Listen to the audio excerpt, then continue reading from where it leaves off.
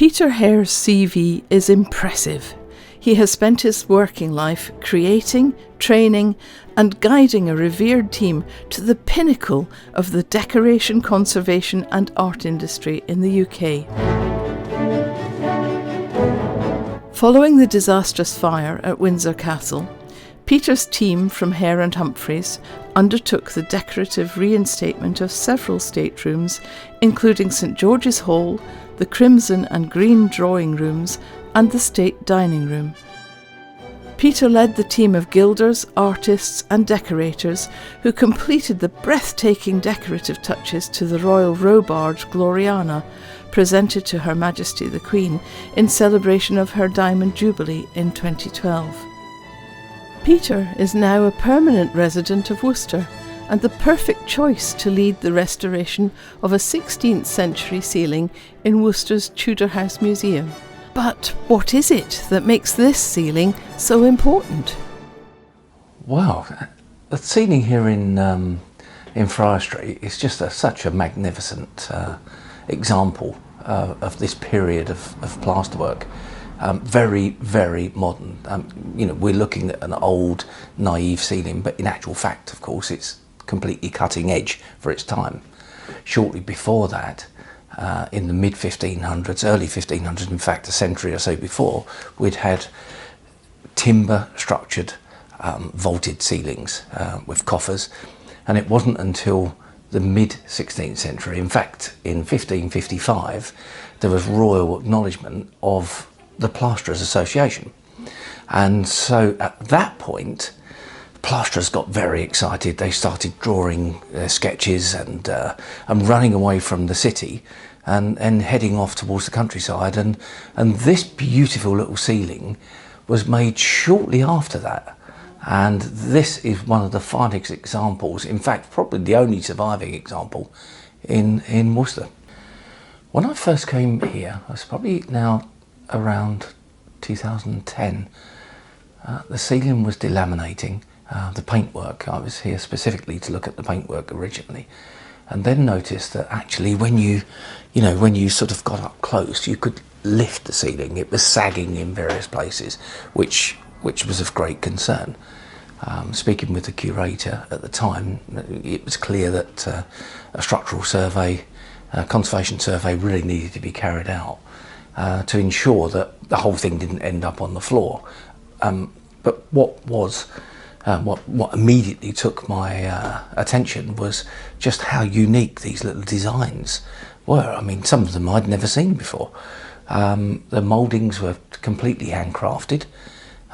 It was clearly a very early example, and I was quite taken aback with this sort of breathless naivety and beauty in this little vernacular building, which clearly had huge importance at certain stages. The restoration itself took us by surprise.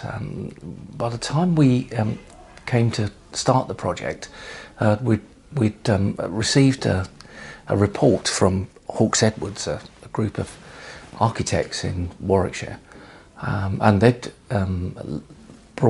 shone light on the fact that there were two dormers over the front of the building from the roof that had been removed during Victorian period, and actually they had never been repaired properly when they got removed, so there was damage to the purlins, which are the roof joists and ceiling struts.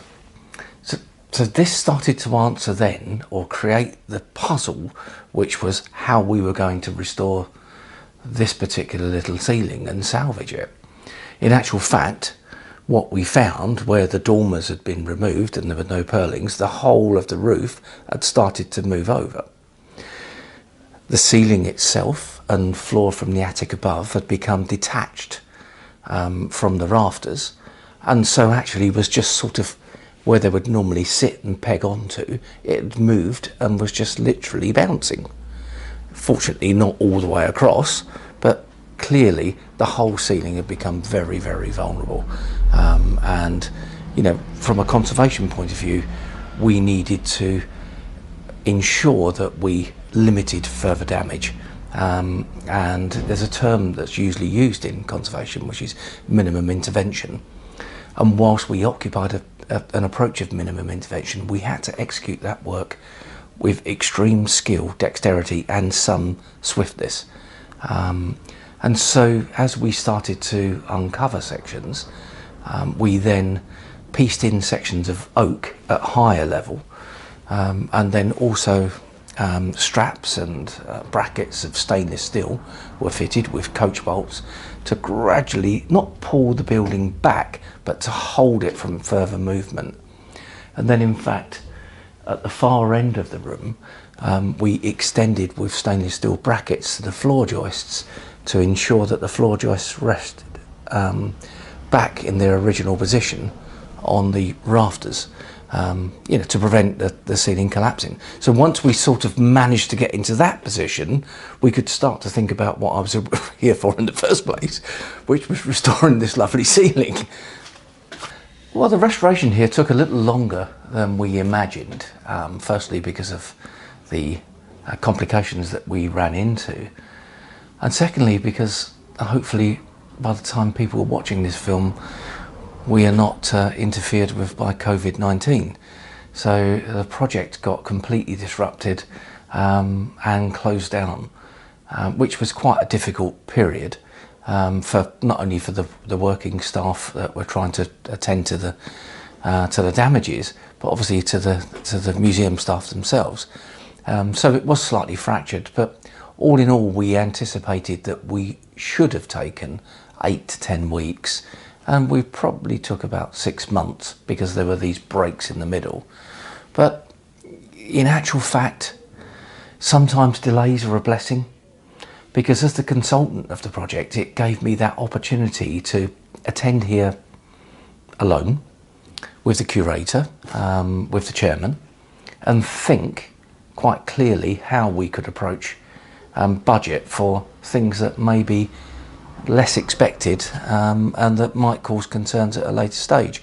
So it really gave us an opportunity to sort of think as we were going.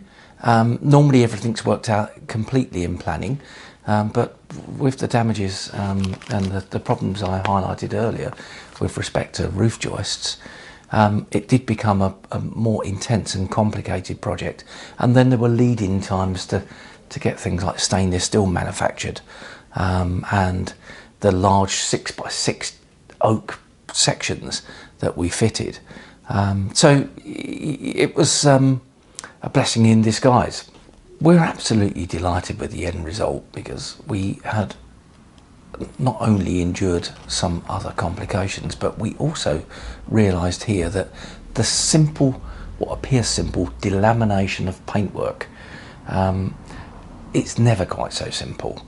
There was historic paint research carried out which identified at least 17 applications, 17 different phases of decoration.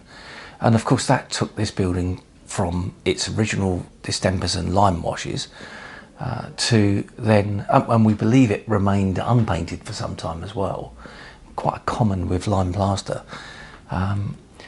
And then during the 18th, 19th century, then lead paint was applied, and then after that oil paint, and then in the mid-20th century, then of course when we started getting introduction of emulsions. All of that led to surface tension within paint, which can cause ongoing problems for the binding and adhesion of the ceiling paint itself. In fact, if I show you on this piece of paper, and hopefully this works on camera, that if you painted this simple piece of paper here with a distemper, it would go soft and soggy and would eventually dry, but always remain powdery.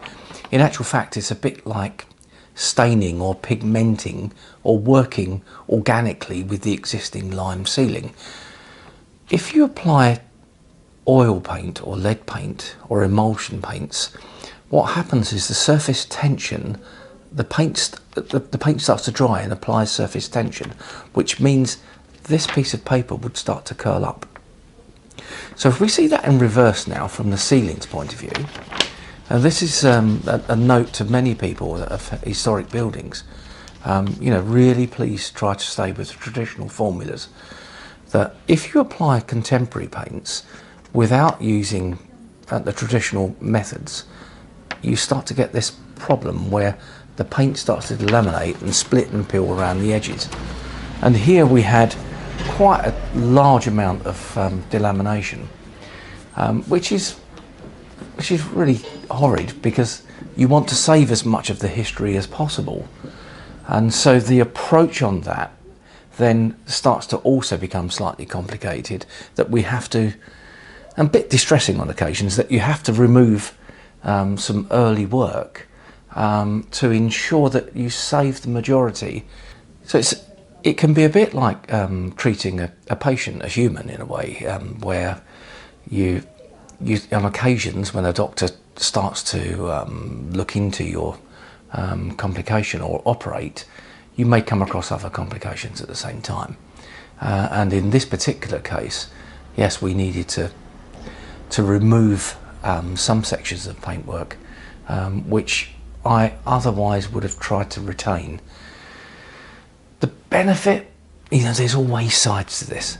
The great benefit and obviously, we mentioned the longevity of the project through disruption also, but we managed to spend a great deal of time looking at the plaster modelling and sharpening the detail, which was really a blessing, because of the delays through COVID.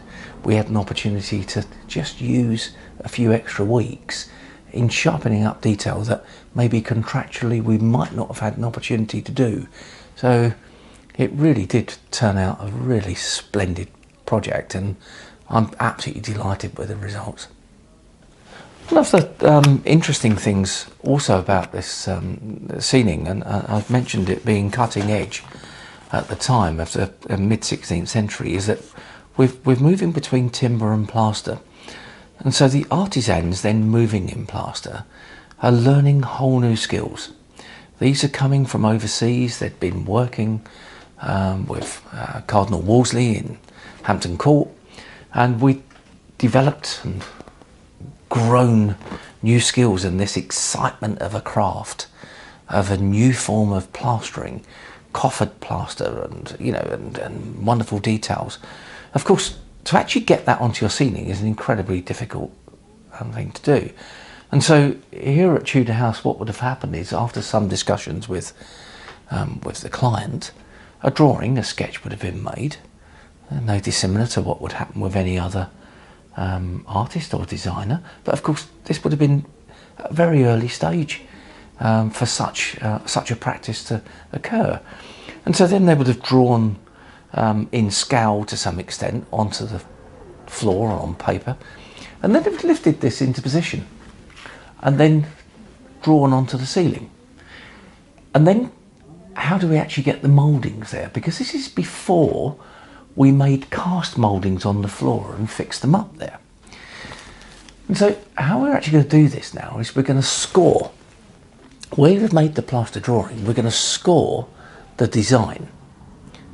The lime plaster is already in a sort of flattish position, but then we're going to scratch, and then we're going to put little daubs in position, and then when we put daubs in position, then we're going to run a plaster mould. So how we're going to do that is we're going to run it by form, literally with the shape cut into a section and run into position, which is why the beauty of the naivety. You see the hand movement and the shakes. If you're watching, looking at the ceiling whilst I'm speaking to you, or you're looking at a photograph, you'll see those undulations of movement of handmade sections, and that is just quite a sensational thing for me, looking at this wonderful early edition. The modelling itself would have been made in small casts on the ground and then cut, and in some areas you can see when you look closely at the ceiling where it's been fitted into position. And actually, the prancing horse is replicated in 5 or 6 areas. It varies a bit because the mould started to decay. You know, isn't that wonderful? You know, it's wonderful for me to be able to see it because it actually dates and gives me, you know, that wonderful experience of living life with the artist and craftsman at the time. And there we have pomegranates and you know, wonderful other sections, and a fleur-de-lis, which shows the connection with French royalty and Britain at that time, and of course the lion. What other finest symbol can you have for a British ceiling than a lion on your ceiling? Welcome to the Tudor House Museum.